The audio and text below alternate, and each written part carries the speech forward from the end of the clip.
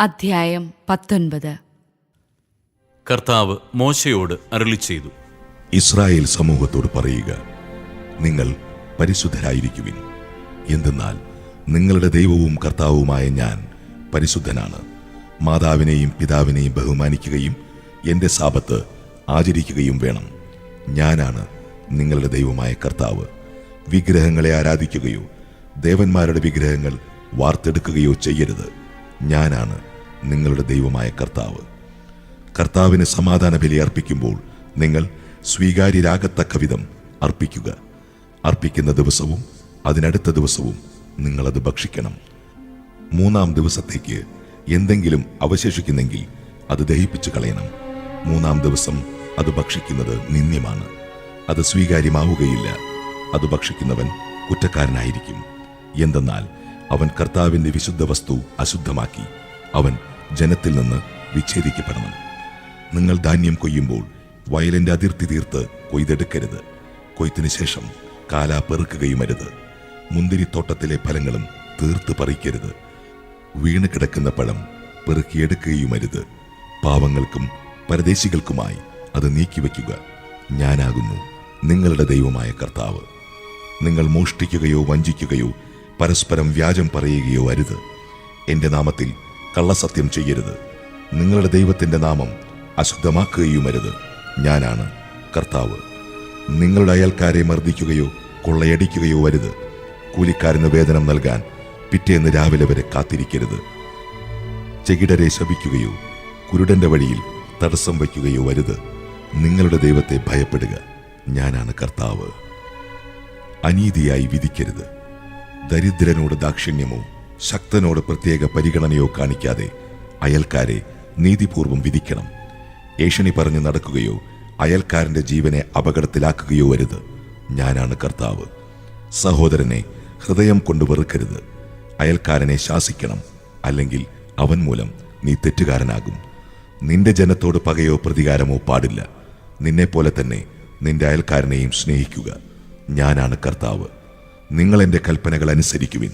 ഒരു മൃഗത്തെ മറ്റിനത്തിൽപ്പെട്ട മൃഗവുമായി ഇണചേർക്കരുത്. വയലിൽ വിത്തുകൾ കലർത്തി വിതയ്ക്കരുത്. ചണവും കമ്പിളിയും ചേർത്ത് നെയ്തെടുത്ത വസ്ത്രങ്ങൾ ധരിക്കുകയുമരുത്.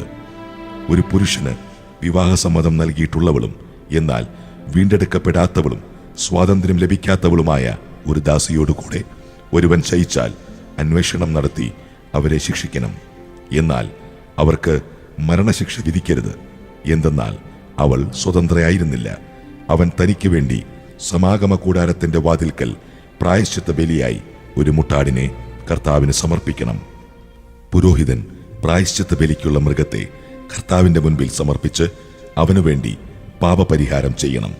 അപ്പോൾ അവൻ ചെയ്ത പാപം ക്ഷമിക്കപ്പെടും.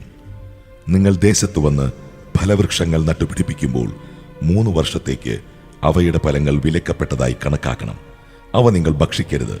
4-ാം വർഷം കർത്താവിന്റെ സ്തുതിക്കായി സമർപ്പിക്കുന്നതിന് അവയുടെ ഫലമെല്ലാം പരിശുദ്ധമായിരിക്കും. 5-ാം വർഷം അവയുടെ ഫലങ്ങൾ നിങ്ങൾക്ക് ഭക്ഷിക്കാം. അവ നിങ്ങളെ സമ്പന്നരാക്കും. ഞാനാണ് നിങ്ങളുടെ ദൈവമായ കർത്താവ്.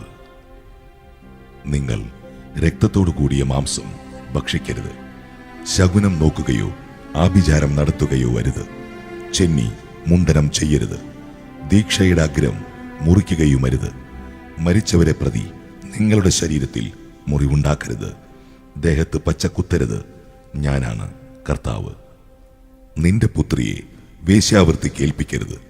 അങ്ങനെ ചെയ്താൽ നാട് മുഴുവൻ വേശ്യാവൃത്തിയിൽ മുഴുകുകയും തിന്മ കൊണ്ട് നിറയുകയും ചെയ്യാനിടയാകും. നിങ്ങൾ എൻ്റെ സാബത്ത് ആചരിക്കുകയും വിശുദ്ധ സ്ഥലത്തെ ബഹുമാനിക്കുകയും ചെയ്യുവിൻ. ഞാനാണ് കർത്താവ്. നിങ്ങൾ മന്ത്രവാദികളെയും ശകുനക്കാരെയും സമീപിച്ച് അശുദ്ധരാകരുത്. ഞാനാണ് നിങ്ങളുടെ ദൈവമായ കർത്താവ്. പ്രായം ചെന്ന് നരച്ചവരുടെ മുൻപിൽ ആദരപൂർവം എഴുന്നേൽക്കുകയും അവരെ ബഹുമാനിക്കുകയും വേണം. നിന്റെ ദൈവത്തെ ഭയപ്പെടുക. ഞാനാണ് കർത്താവ്. നിങ്ങളുടെ നാട്ടിൽ വന്ന് താമസിക്കുന്ന വിദേശിയെ ഉപദ്രവിക്കരുത്. നിങ്ങളുടെ ഇടയിൽ വസിക്കുന്ന വിദേശിയെ നിങ്ങൾ സ്വദേശിയെ പോലെ കണക്കാക്കണം. നിങ്ങളെപ്പോലെ തന്നെ അവനെയും സ്നേഹിക്കണം. കാരണം നിങ്ങൾ ഈജിപ്ത് ദേശത്ത് വിദേശികളായിരുന്നു. ഞാനാണ് നിങ്ങളുടെ ദൈവമായ കർത്താവ്. വിധിയിലും അളവിലും തൂക്കത്തിലും നിങ്ങൾ അനീതി പ്രവർത്തിക്കരുത്. ശരിയായ തുലാസും കട്ടിയും ഏഫായും ഹിന്നും നിങ്ങൾക്കുണ്ടായിരിക്കണം. ഈജിപ്ത് ദേശത്തു നിന്ന് നിങ്ങളെ കൊണ്ടുവന്ന നിങ്ങളുടെ ദൈവമായ കർത്താവ് ഞാനാണ്. നിങ്ങൾ എൻ്റെ കൽപ്പനകളും നിയമങ്ങളും അനുസരിച്ച് പ്രവർത്തിക്കണം. ഞാനാണ് കർത്താവ്.